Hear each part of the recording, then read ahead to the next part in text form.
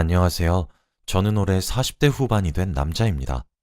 이제 곧 쉰을 바라보고 있는데 제 인생이 남들은 겪지 못한 아주 특이한 경험을 많이 한 인생이라 여러분들에게 한번 소개해 드리려고 해요. 이제야 조금 남들 같은 삶을 살고 있는 것 같습니다. 저는 어렸을 때부터 정말 친했던 친구가 있었어요. 초등학교부터 고등학교까지 다 같은 학교를 나왔던 친구였는데 하루 종일 붙어 있는 절친이었죠. 저는 성격이 낯을 많이 가리고 말수가 적은데 친구 수환이는 말도 많고 부침성이 좋아서 제 옆에서 늘 조잘조잘 대면서 말이 끊길 틈이 없었습니다. 말수가 적은 저는 재미있는 수환이가 좋았고 대화도 잘 통했기에 친하게 지냈던 것 같아요. 수환이는 다 좋은데 딱 하나 걸리는 게 있었습니다. 약간 철이 없어요.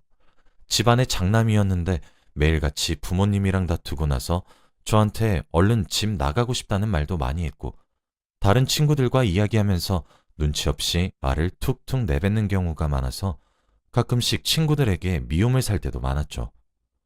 그래도 저에게는 하나밖에 없고 이렇게 잘 맞는 친구는 어디에도 없다는 생각에 친하게 지냈습니다.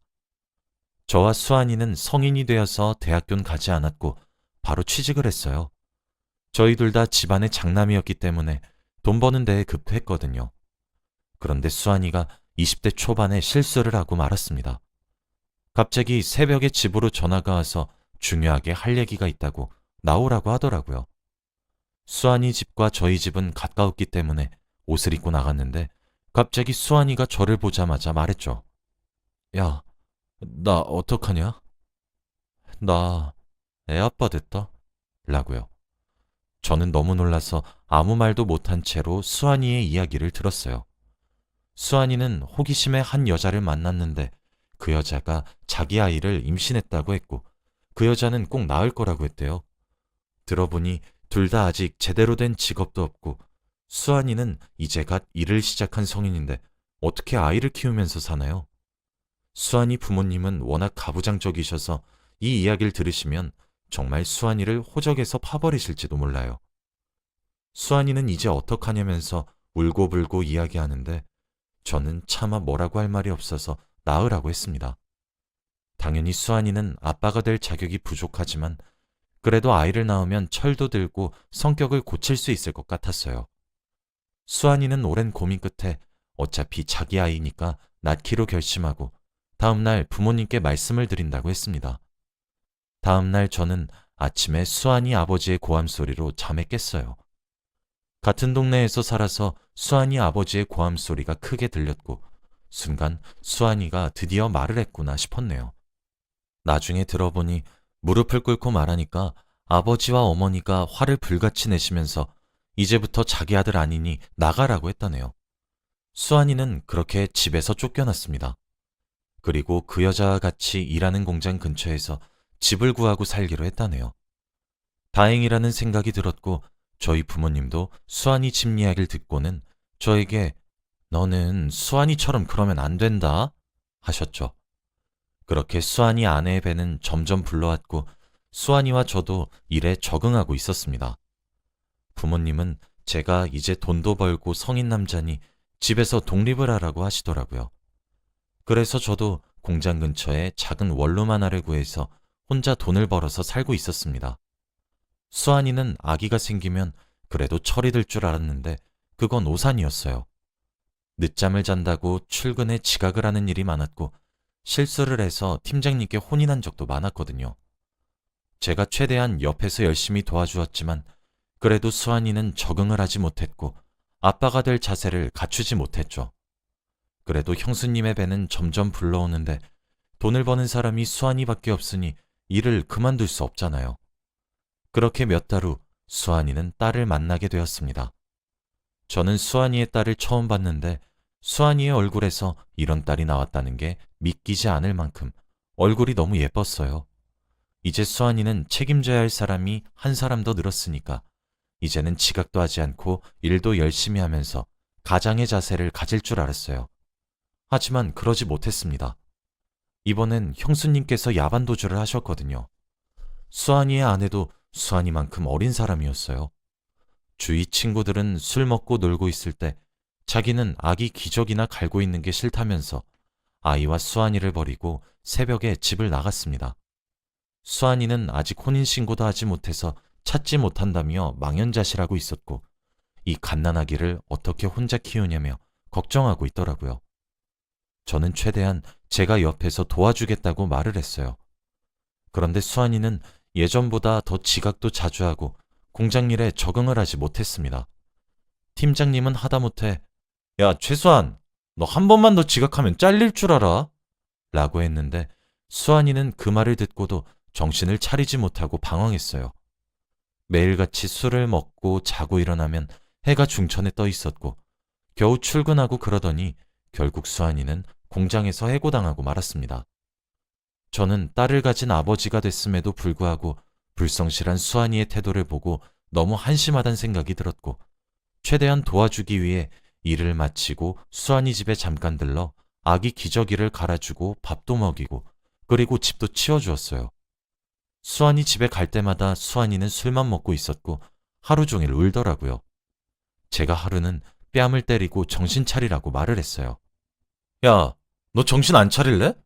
너 지금 네 옆에 있는 딸 안 보여? 아빠가 이렇게 무능력하면 되겠냐? 집 나간 마누란 있고 딸 열심히 키울 생각을 해야지. 지금 이게 뭐 하는 거냐?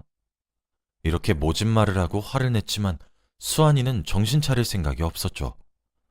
제가 이렇게 계속 도와주니까 수환이가 적응이 돼서 당연히 제가 도와줄 거라는 생각에 애를 돌보지 않는 건가 싶어 제가 며칠간 수환이 집에 가지 않았어요. 마음 한켠에는 수환이 딸이 너무 걱정되었는데 그래도 아빠인 수환이가 이겨내야 할 것이라고 생각해서 연락 한 통 하지 않은 채 살았죠. 그런데 어느 주말 갑자기 수환이가 저희 집에 찾아왔습니다. 수환이는 자기 딸을 저에게 넘기며 야, 내가 부탁 좀 하자. 내가 급한 일이 있어서 그런데 내일까지만 딸 좀 돌봐줘. 라고 하며 사라지더라고요. 저는 대답할 틈도 없이 제 팔에 올려진 수환이의 딸을 하루 동안 돌봐야 했습니다. 그런데 아이의 상태는 말이 아니었어요. 제가 며칠간 가지 않았는데 그동안 기저귀를 한 번도 갈지 않았고 밥도 먹이지 않은 것 같더라고요. 정말 화가 나고 짜증이 솟구쳤지만 수환이는 이미 사라진 후였습니다. 저는 다음날 수환이가 올 때까지 수환이 딸 미연이를 돌봤죠. 미연이는 또래와 다르게 잘 울지도 않았고 잠도 잘 잤어요. 우는 경우는 배고프거나 기저귀 갈아달라고 할 때밖에 없었기에 돌보기에 아주 편했죠. 이런 예쁜 애를 나 몰라라 하니까 너무 화가 났습니다. 그리고 다음 날이 되었고 해가 지고 밤이 되었어야 수환이가 저희 집에 오더라고요. 그런데 몸에는 담배 냄새가 심각하게 많이 배어 있었습니다. 그 냄새를 가지고 아이를 안겠다고 하니까 화가 엄청 나더라고요. 야, 넌 개념도 없냐? 신생아한테 담배 냄새 맡게 하려고? 야, 내 애야. 그냥 내놔. 너 그리고 애 관리 좀 해. 기저귀도 안 갈고 밥도 안 주고. 애 아빠가 그러면 되냐? 진짜 애 한 번 봐준 거 가지고 유세 떨지 마. 수환이는 어디서 뭐라고 왔는지 눈이 피폐해진 상태로 미연이를 데리고 자기네 집으로 향했습니다. 수환이가 분명 밖에서 잘못된 행동을 하고 있다는 건 눈치챘지만 이미 제 말을 듣지 않은 상태였어요. 제가 아무리 잔소리를 해도 듣는 채도 하지 않기 시작한 지 오래되었거든요. 그리고 며칠 뒤 수환이는 미연이를 데리고 와서 맡아달라고 했고 역시나 미연이는 며칠 전에 보냈던 그 상태로 돌아왔어요. 그렇게 몇 달을 반복하고 있었고 어느 날이었어요. 또 주말에 미연이를 맡기겠다고 찾아왔더라고요. 그런데 그날은 좀 이상했습니다. 수환이가 평소와 다른 모습을 보이더니 알 수 없는 말만 늘어놓고 자취를 감춘 겁니다. 처음에는 며칠 지나면 돌아오겠거니 했는데 아예 연락 자체가 두절되어 버렸어요. 미연이는 그동안 말도 늘었는데 너무 어릴 때 수환이가 떠나서 그런지 아빠의 얼굴이 기억이 나지 않는 듯했죠. 저에게 처음부터 아빠라고 했거든요. 그 말을 처음 듣고 심장이 쿵쾅대면서 기쁘기도 했는데 제가 진짜 아빠가 아니니까 제대로 말을 해줘야 할지 고민이 되더라고요. 그래도 아직은 너무 어리니 이르단 생각에 저는 조금만 미연이의 아빠가 되기로 결심했습니다. 다행히 미연이도 제 말을 잘 들어주고 너무 착한 딸이라서 한시름 놓을 수 있어요. 제가 일을 할 동안 혼자 집에서 숙제도 하고 공부도 하면서 잘 있었거든요. 아무튼 저는 그렇게 미연이와 둘이서 몇십 년을 집에서 함께 산 것 같아요. 그동안 미연이 아빠 노릇을 하며 운동에도 참석하고 학부모 참관 수업도 참석하면서 모든 사람들이 다 저를 미연이 친아빠로 알아요. 그리고 더 넓은 집으로 이사도 가면서 미연이 방도 만들어 주었죠. 저는 딸이 생긴 게 싫지 않았고 이렇게 예쁘고 착한 딸이 있으니 오히려 좋았습니다. 그리고 미연이는 고등학생이 되었는데 고등학생이 되니 정말 숙녀가 되었어요. 너무 벅차고 이제 시집을 보내도 될 것 같더라고요. 정말 아빠로서 본분을 다했단 생각이 들었을 때쯤 제가 몸이 안 좋아지기 시작했어요.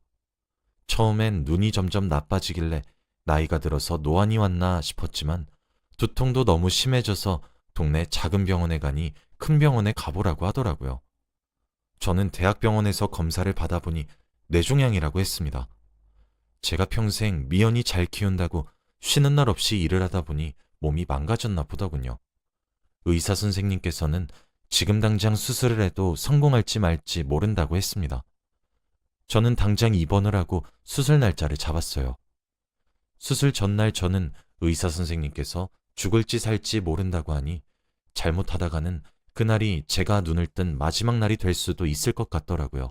그래서 미연이에게 지금이라도 친아빠 수환이를 찾으라고 솔직하게 비밀을 털어놓을까 하다가 아이가 정말 충격을 받고 배신감이 들어서 엇나갈까봐 걱정이 되었어요. 그런데 수술 당일날 저는 머리가 정말 미친 듯한 고통으로 아팠습니다. 당일날 새벽에 갑자기 머리가 깨질 듯이 아파오고 눈이 정말 보이지 않으면서 이대로 가다가는 진짜 죽을 것 같더라고요. 옆에서 간호를 하고 있던 미연이는 제가 아픈 것을 보고 손을 잡은 채 울고 있었죠. 저는 죽음이 코앞으로 다가오니까 미연이의 새 인생을 위해 친아빠의 존재를 말해주는 것이 좋겠다는 생각이 들었고 제 손을 잡은 미연이에게 말을 했습니다. 미연아, 놀라지 말고 들어. 사실 난 네 친아빠가 아니야. 네 친아빠는 내 친구 최수환이란 사람이야. 내가 지금 마지막이 될 수 있으니 말하는 거야. 그러니 내가 죽게 된다면 친아빠 찾고 부디 새 삶을 행복하게 살아가. 눈이 나빠져서 미연이의 표정을 잘 보진 못했지만 미연이는 제 이야기를 듣자마자 제 손을 잡고 있던 손이 부들부들 떨렸고 자리에서 벌떡 일어나 병실을 나갔습니다. 저는 내가 죽고 사라진다면 평생 부모 없이 사는 것보다는 아빠를 찾고 새 삶을 사는 것이 더 좋겠다고 판단했어요. 그리고 저는 그날 수술을 했습니다. 수술이 어떻게 진행된지는 아무것도 모르고 눈을 뜨니 병실이었습니다. 저는 수술하기 전까지 죽을 수도 있다는 생각으로 평생 눈을 못 뜰 줄 알았는데 제가 깨어나니까 살았다는 생각이 들면서 벅차오르더라고요. 그리고 제 손을 잡고 있는 사람이 있었는데 바로 미연이었습니다. 수술실 들어가기 직전까지 모습을 나타내지 않던 미연이는 제 손을 잡고 쪽잠을 자고 있었어요. 제가 손가락을 조금씩 움직이니 미연이는 놀라며 잠에서 깼고 저에게 아빠, 일어났어? 라고 하는 게 아니겠습니까? 알고 보니 저는 7개월 만에 일어났다고 하더군요. 병실 사람들 이야기를 들어보니 딸이 정말 지극정성으로 저를 간호했다고 합니다. 저를 떠나고 수환이를 찾아서 행복하게 살 줄 알았던 미연이는 제 옆에 남아있어 주었던 것이었어요. 그러면서 저에게 나한테는 아빠 한 명뿐이야 라고 했고 저와 미연이는 감동의 눈물을 펑펑 울었습니다. 저는 일주일 조금 넘게 병원에서 치료를 받고 퇴원을 할 수 있었어요. 힘든 수술이었지만 다행히도 의사 선생님께서 성공적으로 끝냈다고 해주셨죠. 저와 미연이는 다시 집으로 돌아와서 예전의 생활을 할 수 있었습니다. 그런데 퇴원하고 얼마 되지 않아 몇십 년 만에 친구 수환이에게서 전화가 왔습니다. 제가 아무리 걸어도 받지 않던 그 전화번호로 말이에요. 저는 화도 나지 않았어요. 오히려 이런 딸을 저에게 남겨준 게 고마웠거든요. 제가 전화를 받으니 수환이는 좋지 않은 목소리를 한 채 오랜만에 잠깐 만나자 라고 하더군요. 참, 여전히 이기적인 수환이의 태도에 기가 차고 어이가 없었지만 궁금한 마음이 더욱 커서 만나기로 했어요. 수환이와 저는 예전에 저희가 살던 동네의 커피숍으로 가서 이야기를 나누었습니다. 수환이의 얼굴을 몇십 년 만에 처음 보는데 그동안 많이 힘들었는지 너무 말라 있었고 생기도 없는 얼굴이었습니다. 그런데 수환이는 앉자마자 저에게 야, 우리 딸 미연이 다시 데리고 갈게 라고 하더라고요. 그 말을 듣고 저는 화가 머리끝까지 치밀어 올랐어요. 지금 제게 용서를 빌어도 할까 말까인데 뻔뻔하게 진짜. 지금까지 미연이 버리고 도망친 사람이 누군데 이제 와서 데리고 간다뇨. 그리고 미연이가 물건도 아니고 맡기고 가져가고 말이 됩니까? 정말 기가 막히고 어이가 없어서 오히려 웃음이 나오더군요. 저에게 키워줘서 고맙다는 말은 할 줄 알았는데 수환이는 그런 말 한마디도 없었더라고요. 저는 화를 참고 수환이의 말을 계속 들었습니다. 수환이는 그동안 도박에 빠져 있었고 겨우 손을 놓으려고 할 때쯤 한 여자를 만났는데 아이가 둘이나 있었다고 합니다. 그런데 둘 다 아들이라서 집안의 분위기가 안 산다면서 딸인 미연이를 데려가겠다고 하는데 정말 정신이 나간 줄 알았습니다. 어떻게 사람이 그럴 수 있나요? 몇십 년 동안 버린 자식을 데리고 가는 것도 어이가 없는데 그 이유 또한 정신 나간 이유라니. 저는 제 앞에 놓여진 찬물을 그대로 수환이 얼굴에 뿌렸어요. 으악하고 비명을 지르는 수환이를 보고 다시는 나랑 내 딸 앞에 나타나지 마라 라고 말한 후 유유히 커피숍을 나왔습니다. 나와서 길을 걷는데도 화가 내려가지 않았고 저런 사람이랑 예전에 절친이었다는 사실도 너무 짜증났어요. 어쨌든 그렇게 집으로 돌아와서 일부러 미연이한테 말을 하진 않았습니다. 자기 친아빠가 그런 걸 알면 얼마나 속상하겠어요. 저희는 그날 이후로 다시 예전의 부녀 관계가 되었습니다. 뇌종양은 태어나고 나서가 중요한데 저희 딸은 매일같이 저를 생각해서 식단을 만들어주고 운동도 같이 해요. 그렇게 시간이 지나 어느덧 미연이가 결혼을 할 나이가 되었습니다. 미연이 나이 또래에서는 일찍 결혼하는 편이긴 하지만 저는 미연이의 선택을 존중합니다. 저에게 얼마 전 미연이가 아빠, 나 결혼식 날 혼주석에 앉아줄 거지? 라고 했어요. 저는 저를 이해해준 미연이에게 아직도 너무 고맙고 복권에 당첨된 것보다 너무 기쁩니다. 저는 평생 못 앉아볼 줄 알았던 혼주석에 앉기로 했어요. 혹시 여러분은 저 같은 경험을 한 적 있으신가요? 지금 생각해봐도 정말 놀라운 일인 것 같아요. 제 이야기는 여기까지예요. 들어주셔서 감사합니다.